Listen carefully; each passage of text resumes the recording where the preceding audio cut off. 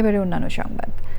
প্রধানমন্ত্রী তারেক রহমান বলেছেন, জাকাতকে দারিদ্র্য বিমোচনে ব্যবহার করে বাংলাদেশকে ইসলামী বিশ্বে মডেল হিসেবে উপস্থাপনের সুযোগ রয়েছে।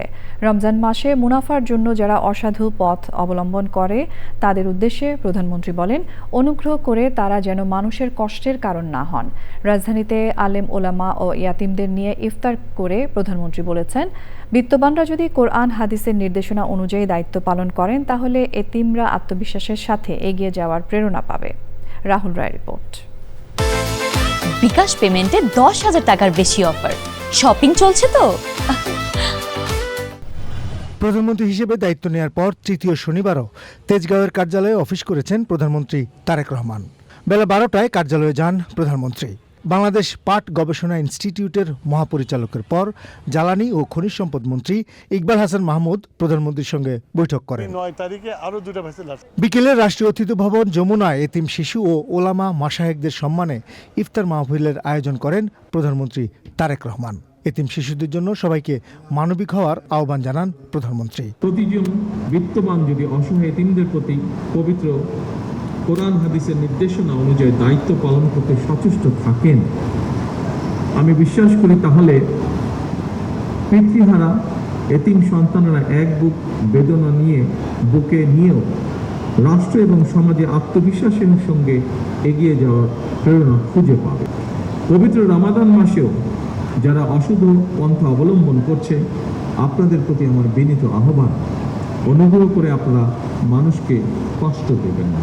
দারিদ্র্য বিমোচনে জাকাতের সঠিক ব্যবহার গুরুত্বপূর্ণ ভূমিকা রাখতে পারে বলে মনে করেন প্রধানমন্ত্রী। ধনী দরিদ্র সব মিলিয়ে দেশে বর্তমানে পরিবারের সংখ্যা প্রায় 4 কোটির মতো।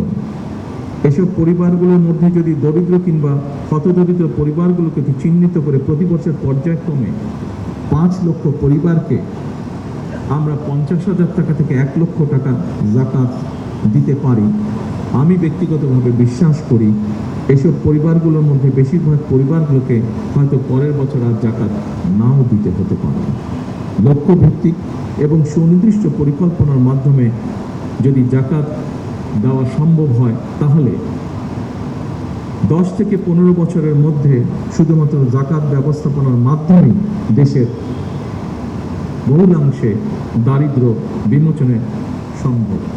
বৈশ্বিক পরিস্থিতি সহ নানা কারণে সবাইকে কৃচ্ছতা সাধনের আহ্বানও জানান প্রধানমন্ত্রী। বিভিন্ন পরিস্থিতির কারণে যেমন গ্যাস, বিদ্যুৎ, জ্বালানি সহ বিভিন্ন ক্ষেত্রে ব্যয় সংকোচন এবং কৃচ্ছতা সাধনের অংশ হিসাবেই এবারের রমাদানে আজ এবং গতকালের ইফতার মাহফিল সহ মোট 2টি ইফতার মাহফিলের আয়োজন করেছি আমরা। বৈশ্বিক পরিস্থিতির উন্নতি না হলে এবারের রমাদানে হয়তো আজকের এটি শেষ ইফতার মাহফিল আমাদের।